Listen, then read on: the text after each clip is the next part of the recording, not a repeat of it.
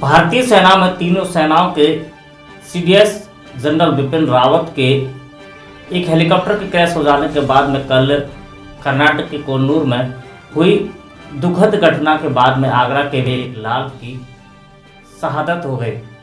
दुर्घटना में वह भी काल के गाल में समा गए। उनके घर पर रात से ही जिला प्रशासन से लेकर के राजनीतिक दलों के लोगों का आना जाना लगा रहा था। उत्तर प्रदेश सरकार के उप मुख्यमंत्री केशव प्रसाद मौर्य भी आज आगरा पहुंचे और वह विंग कमांडर पृथ्वी सिंह चौहान के घर पर भी पहुंचे, जहां पर उन्होंने उन्हें नमन किया। तो पारिवारिक लोगों से मुलाकात करने के बाद में उनको सांत्वना भी दी। इस दौरान मीडिया से बात करते हुए उन्होंने कहा कि जिस प्रकार से देश के 13 लोगों के द्वारा शहादत की है, वह पूर्ण क्षतियों से पूरा किया जाना बहुत मुश्किल है। देश के लिए कल से ही बहुत चिंताजनक समाचार प्राप्त हुआ। इसमें तीनों सेनाओं की बागडोर सीडीएस के रूप में जनरल बिपिन सिंह रावत जी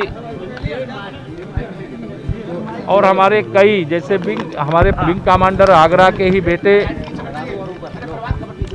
पृथ्वी सिंह चौहान जी सहित 13 लोगों के देश के लिए सर्वोच्चतम बलिदान देने का जो समाचार आया,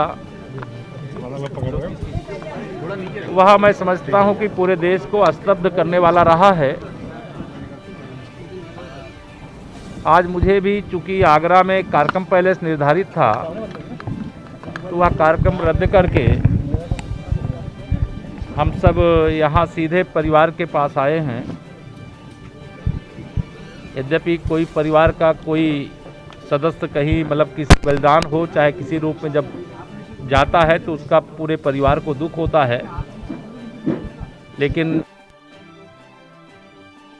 वो पुत्र थे, लेकिन पूरा देश आज उनके सर्वोच्च बलिदान से और जो हमारे सभी 13 चाहे वो विंग कमांडर या सेना के कोई अधिकारी अफसर सबको लेकर के दुखी है।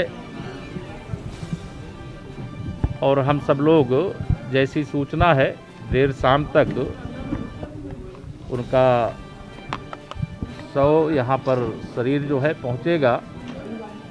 और चूँकि पृथ्वी सिंह विंग कमांडर जी का परिवार देश के लिए सेना के माध्यम से और पूरा परिवार हमारी पार्टी के साथ भी, भारतीय जनता पार्टी के साथ भी जुड़ा रहा है, और हम सब आज इस दुख की घड़ी में परिवार के साथ खड़े हैं।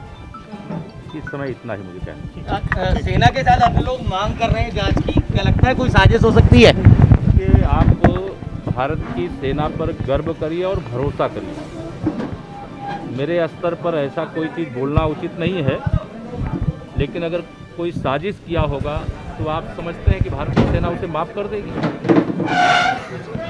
उनके साथ में इस दौरान उत्तर प्रदेश सरकार में राज्य मंत्री और आगरा छावनी से विधायक डॉक्टर जीएस धर्मेश भी मौजूद थे। रावत जी और उनके साथ में अन्य 12 जो सेना के उच्च अधिकारियों की जो दुर्घटना में मृत्यु हुई है, और मैं बहुत स्तब्ध हूँ, पूरा देश स्तब्ध है, और ये देश के लिए बहुत क्षति है, सेना के लिए भी क्षति है।